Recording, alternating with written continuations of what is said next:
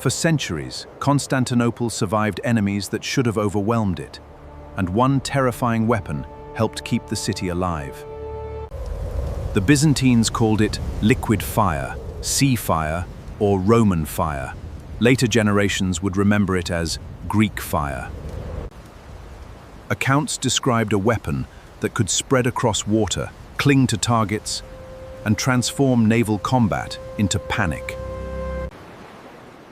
Its effectiveness came not only from the burning mixture, but from the secret delivery systems used by trained Byzantine crews. In the narrow waters around Constantinople, a weapon that could terrify ships at close range had enormous strategic value. Yet the weapon's greatest mystery survives, because the Byzantines protected its knowledge so carefully that the complete formula disappeared. Greek fire emerged during a century when the Byzantine Empire was losing territories and fighting for survival against rapidly expanding enemies. A later Byzantine chronicle credited an engineer named Kallinikos from Heliopolis with bringing a powerful fire weapon to Constantinople. Whether one inventor created it or several traditions were combined remains uncertain, but the Byzantines refined the weapon into a system. From the beginning, production appears to have been treated as military knowledge, controlled by the imperial state, rather than ordinary craftsmen. Byzantine commanders recognized that the weapon was most valuable at sea, where wooden fleets could be trapped in narrow approaches. The empire began integrating specialized fire equipment into naval vessels designed for maneuverability, ramming, missile combat, and close-range attack. Greek fire depended on ships capable of bringing the weapon close enough to an enemy without losing control of the engagement. The dromon became one of Byzantium's characteristic warships, combining speed, oars, sails, marines, missiles, and specialized incendiary equipment. Operating the weapon required trained specialists, disciplined crews, and careful coordination aboard a moving wooden warship.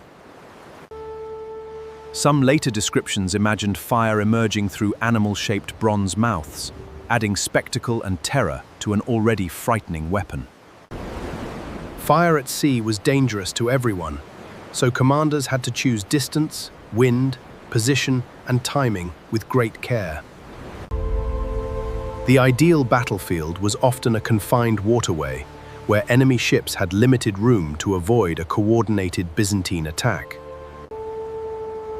During the great Arab attacks of the 7th century, Constantinople faced fleets backed by a rapidly expanding imperial power. Byzantine ships moved out from the imperial capital, carrying the weapon that later chroniclers credited with helping break the naval threat. At close range, a jet of burning liquid could strike sails, rigging, decks, and crews before an enemy vessel escaped. The sight of flames spreading around wooden ships could disrupt formation and morale, even before every vessel was physically destroyed. The city survived the 7th century struggle, and Greek fire became inseparable from the legend of Constantinople's defense. Whether it alone decided the war is impossible to prove, but the weapon clearly strengthened Byzantium's naval defenses. Less than 50 years later, Constantinople again faced a massive Arab attack by both land and sea. The attacking fleet sought to cut Constantinople from the sea and complete a siege already pressing against its land walls. The Byzantine fleet again relied on its specialized incendiary weapon to challenge ships attempting to close around the capital. Fire attacks helped make close approaches dangerous, weakening the naval pressure surrounding Constantinople during the long siege. Greek fire was only one factor. Winter, supply problems, disease, resistance, and outside attacks also weakened the besiegers. When the siege ended in 718, Constantinople remained Byzantine, preserving an empire that might otherwise have been transformed permanently. Contemporary descriptions repeatedly emphasized one horrifying feature. The incendiary could continue burning while spread across the surface of water. Sources also describe the fire as difficult to remove once it reached wooden surfaces, rigging, or other combustible material. Ordinary attempts to fight an incendiary attack could fail, making confusion aboard crowded wooden ships even more dangerous. The exact composition is lost. Historians generally suspect a petroleum-rich incendiary mixture, but no complete authenticated recipe survives. Modern theories propose several possible ingredients, but surviving evidence is too incomplete to establish one certain formula. Even knowing possible ingredients would not recreate the weapon, because its delivery equipment and trained crews were equally important. The most famous delivery system was a ship-mounted siphon capable of projecting the burning substance toward nearby enemy vessels.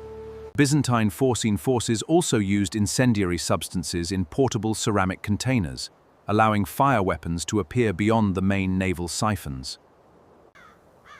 Later military texts also describe smaller hand-operated fire devices, suggesting that Byzantine incendiary technology continued to evolve. Although famous at sea, incendiary weapons could also defend walls, gates, and siege positions where attackers approached within limited range. The weapon's psychological effect may have mattered almost as much as destruction, especially among crews who had never faced it. At night, roaring fire crossing black water must have made Byzantine attacks appear almost supernatural to frightened opponents. Discipline gave the Byzantines another advantage. Their own crews understood the weapon, while opponents often encountered it under battle conditions. Greek fire became more than equipment. It evolved into a symbol of imperial survival, secrecy, and divine protection. The Byzantine state guarded military knowledge closely, limiting who could access the weapon's production, storage, and operational traditions. The full secret may have been divided between specialists, making it harder for one captured worker to reproduce the entire system. Centralized control allowed the imperial government to distribute weapons when needed, while protecting the knowledge required to produce them. Secrecy became part of the weapon itself, protecting Byzantium from the danger of seeing its own technology turned against Constantinople. Enemies sometimes captured Byzantine ships and equipment, yet possession of hardware did not automatically reveal how the complete weapon worked. Without the correct materials, preparation, equipment, and operational knowledge, captured pieces were not enough to duplicate Byzantine performance. Incendiary weapons were not uniquely Byzantine. Many cultures used fire, but Greek fire became famous for its particular military system. What made the Byzantine weapon distinctive was the combination of incendiary material, projection equipment, naval tactics, training, and secrecy. In 941, Byzantine accounts again describe fire ships devastating a Rus fleet that approached Constantinople from the Black Sea. The 10th century attack showed that Greek fire remained a feared weapon centuries after its first famous appearance. Keeping the technology effective for generations required training, maintenance, institutional memory, specialized workshops, and continued imperial investment. Later military writings preserved references to incendiary weapons, but never handed modern historians a complete and trustworthy recipe. Over time, Byzantine naval power changed, and the conditions that had sustained Greek fire's dominance began to weaken. Technologies survive only while institutions continue producing materials, maintaining equipment, and teaching specialized knowledge to new generations. Political crises, territorial losses, and changing naval warfare gradually disrupted the system that had preserved the secret for centuries.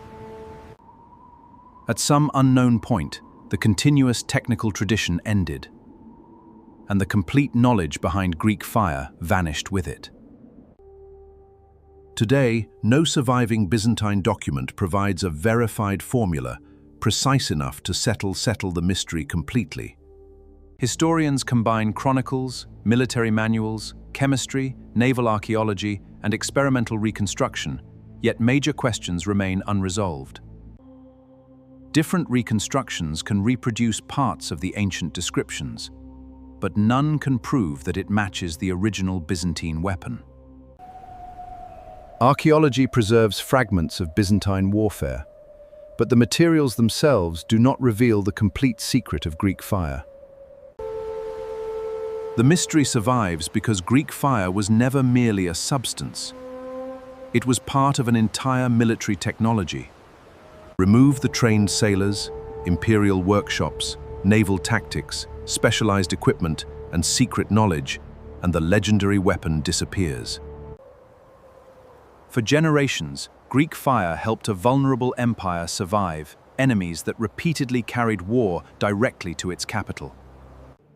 The difference between ordinary fire and Greek fire was the Byzantine ability to transform incendiary knowledge into an organized weapon system. Its reputation became so powerful that Greek fire still symbolizes the technological ingenuity that helped Byzantium endure for centuries.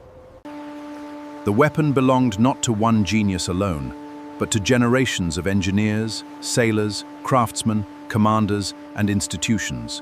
The weapon that once terrified fleets now survives only through fragments, descriptions, experiments, and questions its creators never intended us to answer.